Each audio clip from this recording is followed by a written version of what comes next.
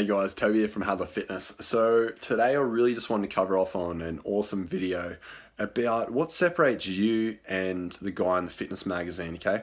So a lot of people think if they just train for like 6 months to a year that they're going to actually look like someone in a fitness magazine like Men's Health or something like that. And they don't actually understand the difference between someone supplementing steroids or growth hormone or whatever it is to enhance performance and the look of their physique, because there's only so much lean mass one person can make, though there is that 1% of the population that are just genetic freaks that actually just look like that. Some people are genetically superior, some people they're just bad luck, okay? That's just how life is.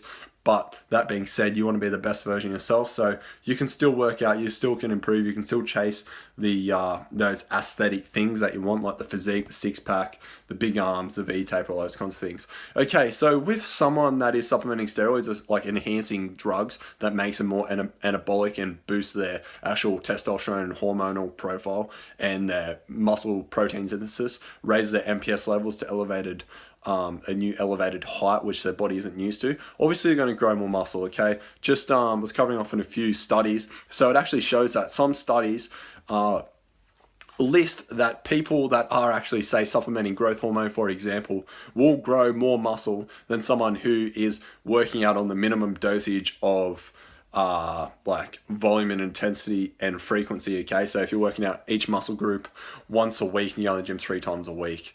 So if you're doing that, you'll just say you're going to the gym, you're just doing legs, chest, and shoulders or something like that, some sort of bro cookie cutter workout. You're just doing that 3 days a week and not actually following any proper recommendations that some of the big wigs out there, the hypertrophy specialists, put out, or like some of the bigger known names in the industry. If you're not following the correct recommendations that's actually evidence-based, then people that actually supplement growth hormone will grow more muscle than you just based on their raised hormonal profile and their muscle protein synthesis rates being elevated. They can sit on the couch and grow more muscle than you actually putting effort and going into the gym. So that being said, why doesn't everyone just do steroids? Well, the side effects outweigh, the cons outweigh the pros. So like baldness, acne, pimples, it absolutely destroys your metabolism. And there's hundreds of other side effects, though like nothing honestly comes out positive out of it. Like unless that's something you want to do, like go for it. But personally, myself, I just love training. I love the endorphin rush. I love trying to push myself to be the best version I can, and that's something that I want to do. And I want to be completely natural, and I want to take my body to be the best it can be naturally. And I'll probably never be enhanced or do anything like that. But what you need to understand is, so say someone that's just kind of got that beach body that's kind of ripped or whatever, the difference between them and someone in a magazine that's massive shoulders that's well out of proportion with like their V-taper and all that kind of stuff. It's not, it's like a body that's not really aesthetically pleasing. It's kind of out of proportion. Generically, when someone is supplementing like those kinds of things, the biggest growth area is generally the chest and the lateral the lateral deltoid and the upper traps. They're just huge. They're out of proportion with their body. They're usually the places that grow really, really out of proportion really quick when someone is supplementing steroids, okay? Or enhancing performance drugs. So basically the point of taking drugs is for some specific goal, whether it's to get bigger, build a lot of muscle, or whether it's for sports or bodybuilding or whatever it is. Like, I have nothing against it. I'm just stating the facts and what separates you being just Joe Blogs as opposed to someone that's like in a fitness magazine. You need to understand that they've probably dieted down for that photo shoot, that they've probably gone through a 12 or 20, 22 to 24 week preparation. They've drastically cut their calorie intake from maintenance, been in a deficit, and they've been training their absolute backside off to look the part for that, okay? Is it sustainable? Probably not to stay at like 6% body fat. Maybe to hang around that like 8 to 14%, like that's a healthy range. Probably anything about like above 10 is healthy. Some people can sit comfortably below 10% and have all healthy markers in regards to their blood work and all that kind of stuff, like actual proper levels of like fat and protein and all that like in their blood will be normal. But generally most of the population, if they're below that, it's not always healthy, okay? But yeah, so just be aware of that. So And then when it comes to training, training is a whole different ballpark. So if you're currently following Arnold's program and you're a beginner and you're just starting out, you may get some results, but it's not the best approach. Okay, so you need to start understanding is when someone supplements enhancing performance drugs, their muscle protein synthesis rates are going to be elevated for more than 72 hours. You being a natural lifter, just going to the gym and eating right, training right, sleeping right, doing everything you can, yours will only be elevated for 36 to 48 hours. Okay, so this is why frequency is so important in your workouts, and you need to have the correct periodization. So generally, someone who is supplementing performance enhancing drugs, you see it time and time again, the cookie cutter diets, but they're not cookie cutter diets for people that are supplementing drugs and all that kind of stuff, because they have to train differently to a natural. Okay, so they'll train with a lot higher volume, a lot higher reps, depending on what their goal is. Some people lower reps for strength, whatever it is. It might be powerlifting or bodybuilding or whatever, but their programs are going to be substantially different. I'm going to give you the natural recommendations because I actually personally don't know, because I've never supplemented steroids, so I personally don't know what steroid recommendations are, but I have read some studies that actually say that they cover off on the high volume sides for more they're chasing the pump kind of workout, so it'll be more like 12 plus repetitions. I won't really come below 12, like that 8 to 12 is sticker in that hypertrophy rep range. So as a beginner lifter, intermediate, whatever, if you're natural, you need to stimulate each muscle group at least once every 3 days. Okay, so that's why you want to follow an upper body, lower body split, full body program, or a legs push pull or push pull legs, some sort of program like that where you got frequency and the intensity and volumes varied. So you might have a heavy day, a light day, a medium day. You might have heavy, light, just like there's some sort of movement in regards to your rep ranges and the intensity and volume. It varies. So you want to be doing, say for example, you might do upper body on Monday, and then upper body strength Monday, upper body hypertrophy. So you'll have your heavy day on Monday and then your hypertrophy day maybe on Thursday. Okay, so just doing this, the strength day will be like 5 to 8 reps, or maybe like 3 to 8 reps, and then the hypertrophy day. So I'll cover that off again. Strength day will be between 3 to 8 reps on the compound lifts, maybe 3 to 5 sets, and then the hypertrophy days will be compound exercises, will be like 8 to 15 reps, just to cover off on the basis of that strength side of things, the strength adaptation. So you're really training your fast twitch muscle fibers, not really covering off in the slow twitch. That's higher rep ranges they're stimulated at, and you're really pushing that progressive overload in regards to getting stronger in the strength side of things.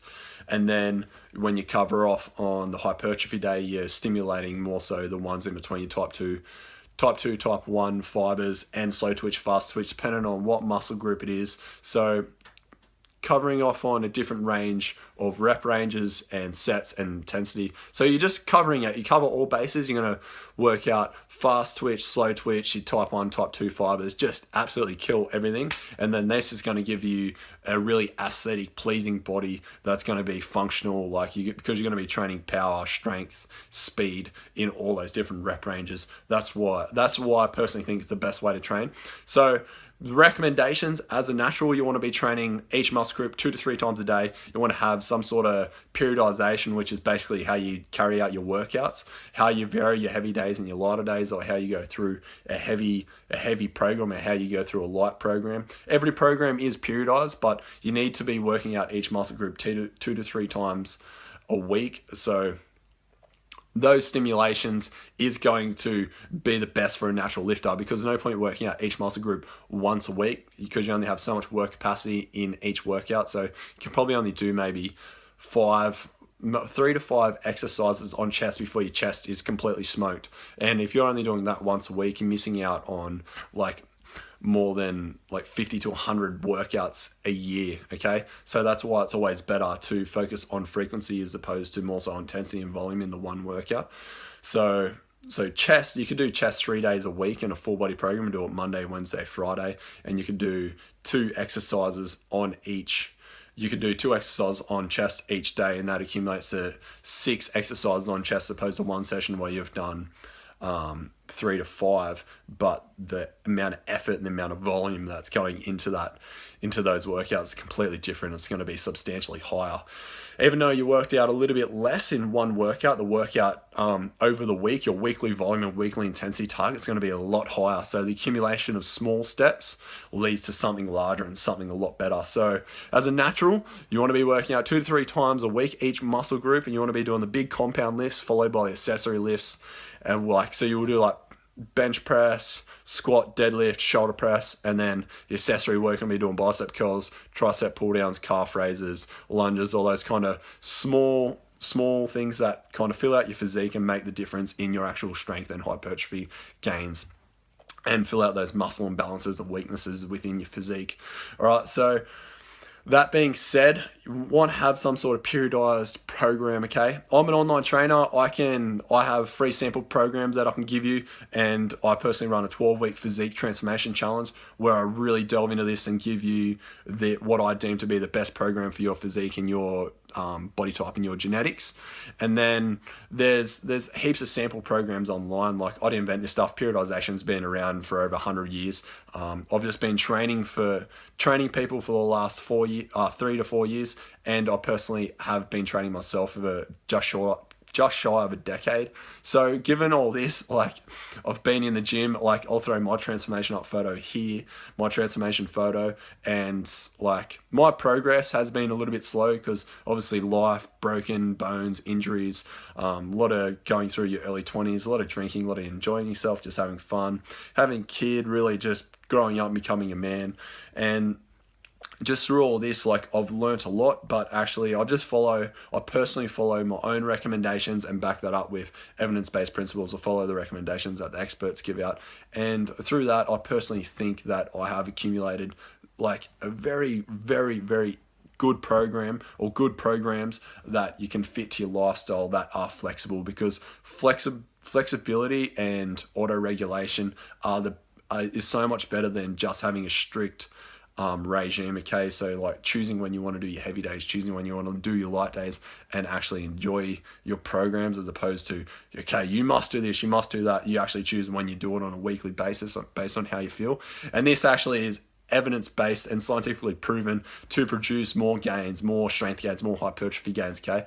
So if you have any more information or anything like that, just hit me up. You want anything else answered, shoot them below. So recommendations all over. So don't be fooled by the fitness industry as opposed to, oh mate, that's massive actually in there, and he's like, you can do my 12-week program and get huge. Like, it's not going to happen overnight. It takes like months to years to build a lot of lean muscle, okay?